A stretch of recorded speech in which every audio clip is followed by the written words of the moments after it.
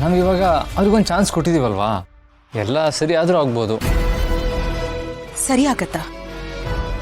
ಏನಪ್ಪ ಸರಿ ಆಗತ್ತೆ? ಶಾನ್ವಿ ಅಣ್ಣನ ಮಾತನ್ನೇ ಕೇಳದೆ ಇರೋಳು ದುರ್ಗನ್ ಮಾತನ್ನ ಒಂದೇ ಸಲಕ್ಕೆ ಒಪ್ಕೊಂಡು ಅಂದ್ರೆ ಏನರ್ಥ? ಅವಳು ಇದಕ್ಕಾಗೆ ಕಾಯ್ತಾ ಇದ್ಲು ಅಂತ ಅಲ್ವಾ? ನಾಳೆ ನಾವೇನಾದ್ರೂ ತರುಣ್ ಕೆಟ್ಟವನು ಅಂತ ಪ್ರೂವ್ ಮಾಡಿದ್ರು ಶಾನ್ವಿ ಇದನ್ನ ಒಪ್ಕೊಳ್ಳೋದಿಲ್ಲ. ಈಗಲೇ ಅವರಿಬ್ರು ನಾವು ದೂರ ಮಾಡಿದಿದ್ರೆ ಚೆನ್ನಾಗಿರ್ತಿತ್ತು ಶರತ್. ಒಂದ್ 4 ದಿವಸ ಹತ್ತು ಸುಮ್ಮನಾಗಿರೋಳು. ಇಲ್ಲ, ನಾವೇ ಅವರಿಬ್ರಿಗೂ ಒಂದು ಅವಕಾಶ ಮಾಡಿಕೊಟ್ಟು ಅವ್ರ ಪ್ರೀತಿ ಇನ್ನೂ ಆಳವಾಗಿ ಬೇರೂರೋ ಹಾಗೆ ಮಾಡಿಕೊಟ್ವಿ ಅಷ್ಟೇ. ನೀನೇನೇ ಹೇಳು ಶರತ್, ಶಾನ್ವಿ ತರುಣ್ ವಿಚಾರ ಸಂಬಂಧಗಳನ್ನೇ ಒಡೆದಾಗ್ತಾ ಇವೆ. ಅಲ್ಲ ಅಮ್ಮ. ಶರತ್, ನೀ ನನ್ನ ತಪ್ಪು ತಿಳ್ಕೊಂಡ್ರೂ ಪರವಾಗಿಲ್ಲ. ನಮ್ಮ ಮನೆ ವಿಚಾರದಲ್ಲಿ ದುರ್ಗಾ ಅತಿಯಾದ ಆಸಕ್ತಿನ ತೋರಿಸ್ತಿದ್ದಾಳೆ. ಅವಳಿಗೇನೋ ಪಾಪ ಒಳ್ಳೇದನ್ನೇ ಮಾಡ್ಬೇಕು ಅನ್ನೋ ಆಸೆ ಇದೆ ಕಣೋ. ಆದ್ರೆ ನಮ್ಮ ಘನತೆ, ಮನೆತನದ ಮರ್ಯಾದೆ ಏನು ಅನ್ನೋದು ದುರ್ಗಂಗೆ ಇನ್ನೂ ಅಷ್ಟಾಗಿ ಗೊತ್ತಿಲ್ಲಪ್ಪ. ಸುಮ್ಮನೆ ಈ ವಿಚಾರದಲ್ಲಿ ನಿನ್ನ ಮತ್ತೆ ಶಾನ್ವಿ ಮಧ್ಯೆ ಬಂದು ಒಪ್ಸಿದ್ದು ನನಗ್ಯಾಕೋ ಸರಿ ಕಾಣ್ತಿಲ್ಲ.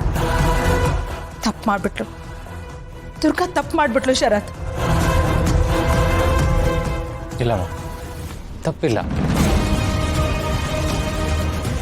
ದುರ್ಗಾ ಮಾಡಿದ್ರಲ್ಲಿ ನಂಗೆ ಯಾವ ತಪ್ಪು ಕಾಣಿಸ್ತಾ ಇಲ್ಲ.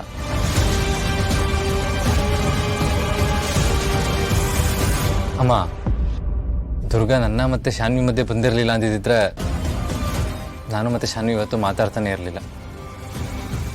ನಾವಿಬ್ರು ಪ್ರೀತಿಯಿಂದ ಇರಬೇಕು ಅಂತ ಅವಳು ತುಂಬ ಪ್ರಯತ್ನ ಪಟ್ಟಿದ್ದಾಳಮ್ಮ. ನಾವಿಬ್ರು ಖುಷಿಯಾಗಿರ್ಬೇಕು ಅಂತ ಅವಳು ಇಷ್ಟೆಲ್ಲ ಮಾಡ್ತಾ ಇರೋದು ಸರಿನೇ ಅಲ್ವಾ? ಅಲ್ಲ ಶರತ್, ಅದು ಇವಾಗ ಏನು ಹೇಳಿ, ಶಾನ್ವಿಗೆ ತರುಣ್ ಮೇಲಿನ ಅಭಿಪ್ರಾಯ ಬದಲಾಗಲ್ಲ ಅನ್ನೋದು ನಿಮ್ಮ ಭಯ ಅಲ್ವಾ? ಹಾಗಾಗಲ್ಲ ಅಮ್ಮ. ಆ ತರುಣ್ ನಾಟಕ ಮಾಡ್ತಾ ಇದ್ದಾನೆ.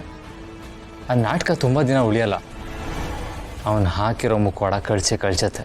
ಅವನ ಅಸಲಿ ಮುಖ ಆಚೆ ಬರುತ್ತೆ. ಅವಾಗ ಶಾನ್ವಿಗೆ ಸರಿ ಯಾವುದು ತಪ್ಪು ಯಾವುದು ಎಲ್ಲ ಗೊತ್ತಾಗುತ್ತೆ. ಆದರೂ ಶರತ್, ಅಮ್ಮ ನೋಡಿ, ಇವಾಗ ದುರ್ಗಾ ಹೇಳಿದ ಮಾತು ಕೇಳಿದೆ ನಾನು ಏನಾದರೂ ಹಠಕ್ಕೆ ಬಿದ್ದಿದ್ದಿದ್ರೆ ಶಾನ್ವಿ ಇವತ್ತೋ ನಾಳೆನೋ ತರುಣ್ ಜೊತೆ ಓಡ್ ಹೋಗಿ ಮದುವೆ ಆಗಿರೋಳು. ಅವಳನ್ನ ನಾವೇನು 24 ಗಂಟೆ ಕಾಯ್ತಾ ಕೂರಕ್ಕಾಗ್ತಾ ಇರಲಿಲ್ಲ ಅಲ್ವಾ? ಅದನ್ನು ತಪ್ಪಿಸಿದ್ದು ದುರ್ಗಾ. ಶಾನ್ವಿ ತರುಣ್ನ ತುಂಬ ಬ್ಲೈಂಡಾಗಿ ನಂಬಿಟ್ಟಿದ್ದಾಳೆ. ಆ ನಂಬಿಕೆನ ದೂರ ಮಾಡೋದಕ್ಕೆ ದುರ್ಗಾ ದಾರಿ ಮಾಡಿಕೊಟ್ಟಿದ್ದಾಳೆ.